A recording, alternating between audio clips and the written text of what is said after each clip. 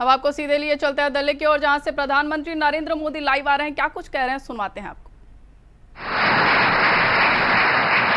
मैं शुरू में उनको प्रार्थना करता रहता था, प्लीज आप ऐसा मत कीजिए, लेकिन उन्होंने जीवन के आखिर तक अपनी उस विनम्रता को भी छोड़ा नहीं।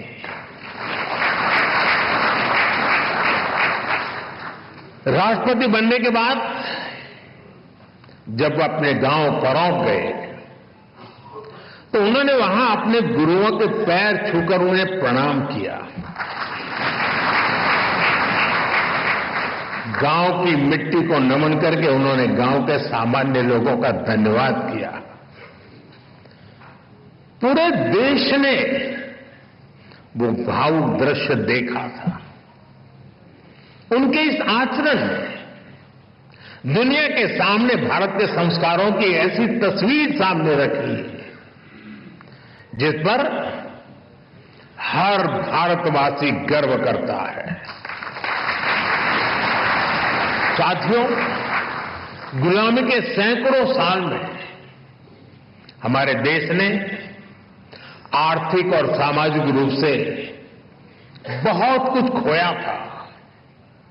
हमारे पूर्वजों ने सदियों तक संघर्ष किया। महात्मा गांधी, बाबा साहब आंबेडकर, ज्योतिबा फूले, सावित्रीबाई फूले, ऐसी कितनी ही महान विभूतियों ने भारत के नवनिर्माण का सपना देखा था। एक ऐसा भारत जहां गरीब से गरीब, वंचित से वंचित को शिखर तक पहुंचने का अवसर मिल सके। कोविंद जी जैसे व्यक्तित्वों ने अपने श्रम और काबिलियत से केवल खुद का जीवन ही बदला, इतना नहीं है, उन्होंने सदियों के उन स्वप्न को, उस विजन को भी साकार करने में अपनी अहम भूमिका निभाई है। और इस दिशा में हम सबके प्रयास अभी भी जारी है। हमें भविष्य में कोविंद जी जैसे अनेकों युवा चाहिए जो परेशानियों से परास्त न हो, जो मुश्किलों से मायूस न हो, बल्कि अपनी मेहनत से हर मंजिल को आसान बनाने का हौसला रखे। इसी बदलाव से सशक्त भारत के निर्माण का संकल्प पूरा होगा। यहीं से आत्मनिर्भर और विकसित भारत का रास्ता बनेगा। साथियों, ऐसे युवा शक्ति के निर्माण के लिए जो प्रेरणा चाहिए, कोविंद जी की ऑटोबायोग्राफी उसका अहम स्रोत बन सकती है। साथियों, कोविंद जी ने अपने जीवन में मोरारजी भाई देसाई के साथ अनुभवों के बारे में भी इसमें विस्तार से बताया है। कोविंद जी के भीतर देश सेवा की जो भावना थी, मोरारजी भाई के साथ काम करके उन्होंने जो सीखने को मिला, जो रास्ता मिला, कोविंद जी ने राजनीति और समाज सेवा को अपना मार्ग बनाया। वो अपने कर्तव्यों के लिए समर्पित रहे। सेवा को उन्होंने अपना लक्ष्य बनाकर काम किया। संसद में उनका कार्यकाल गवाह है। राज्यपाल के रूप में भी उन्होंने एक उदाहरण प्रस्तुत किया। राष्ट्रपति के रूप में भी हमें उनकी यही कर्तव्य निष्ठा दिखाई देती रही। यहां तक कि राष्ट्रपति जैसे सर्वोच्च पद से सेवा मुक्त होने के बाद भी उन्होंने विश्राम नहीं लिया है। वो अभी भी एक देश एक चुनाव, वन नेशन वन इलेक्शन जैसे महत्वपूर्ण विषय पर काम कर रहे हैं, देश को जगा रहे हैं।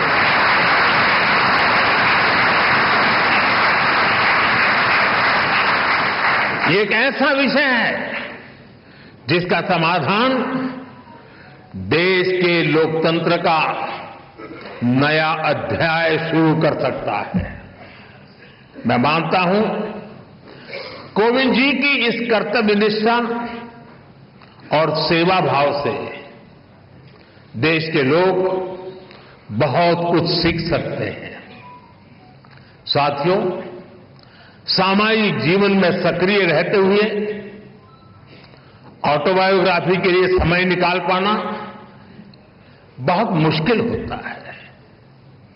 कोविंद जी ने ये काम हम सबके लिए किया है, क्योंकि उनके जीवन में ऐसा कितना कुछ है जिसमें गरीब वंचित तबके से आए तमाम लोग अपने जीवन की परछाई देख सकते हैं।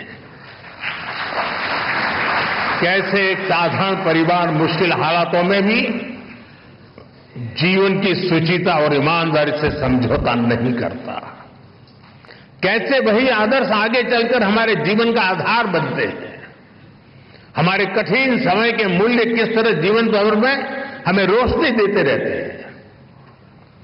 कैसे इस पवित्रता से हमें राष्ट्र सेवा की शक्ति मिलती है। अलग अलग पदों का दायित्व निभाते हुए कोविंद जी ने समाज को निरंतर इसकी प्रेरणा दी है। साथियों, मुझे विश्वास है कोविंद जी की ऑटोबायोग्राफी इसमें उनके जीवन की ही नहीं बल्कि हमारे लोकतंत्र की भी अहम स्मृतियां सुरक्षित होंगी।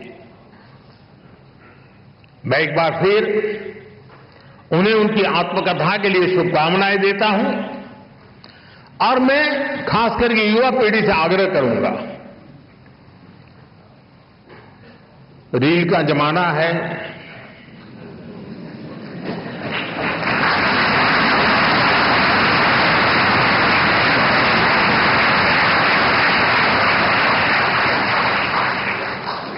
सोशल मीडिया में इन्फ्लुएंसर आपको खींच के कहीं कहीं ले जाते हैं। इस शॉर्टकट के युग में भी एक बात हम जरूर याद रखें, रेलवे स्टेशन पे लिखा हुआ होता है। कुछ लोगों को पटरी पर कूद करके जाने की आदत होती, ब्रिज पर नहीं जाते। तो वहां लिखा होता है shortcut will cut you short.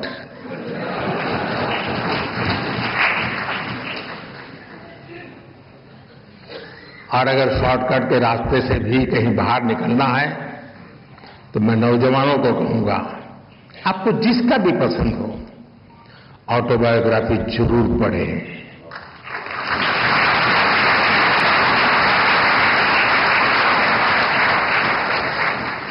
Autobiography उस कालखंड की इतिहास की घटनाओं को अलग तरीके से समझने का अवसर देती है।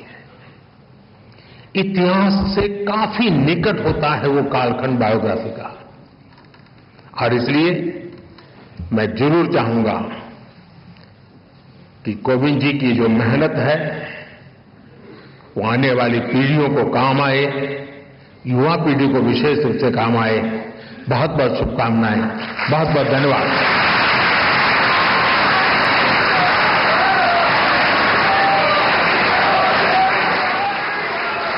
माननीय प्रधानमंत्री जी, आपके उत्प्रेरक विचारों के लिए हार्दिक आभार। इस पावन एवं गरिमामय अवसर पर मैं माननीय लोकसभा अध्यक्ष श्री ओम बिरला जी, परम आदरणीय पूर्व राष्ट्रपति श्री रामनाथ कोविंद जी तथा माननीय पूर्व प्रथम महिला श्रीमती सविता कोविंद जी के प्रति भी हार्दिक कृतज्ञता व्यक्त करती हूं।